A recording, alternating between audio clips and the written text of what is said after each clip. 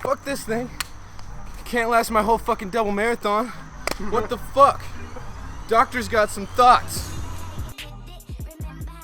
So what Nate experienced was what we like to refer to as Suorin death.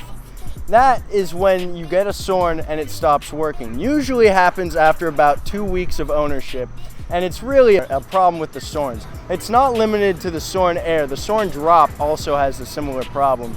And let's kick it back to Nate. He'll tell us a little bit about his symptoms, and then I'll come back with a diagnosis and tell him what he needs to do.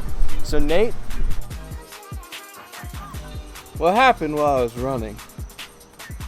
We got about 2 miles in, and she was running fine. She was running great. But after about there, you know, it stopped hitting, but sometimes it would hit. So while I was running, obviously I didn't stop. I pulled the pot out and cleaned her off. I had a Q-tip on me, so I Q-tipped her up, put her back together. Didn't really work.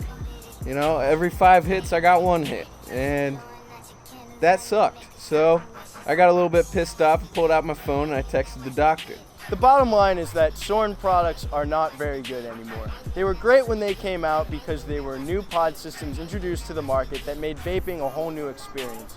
But now that we have so many new products like Aspire's AIO line or the Orion, for example, by Lost Vape, they seem outdated and almost are a waste of your money. So if you are trying to get into the vape game, trying to evolve after a Suorin, check out some links below because the doctor has a prescription for you, and that is to try something new.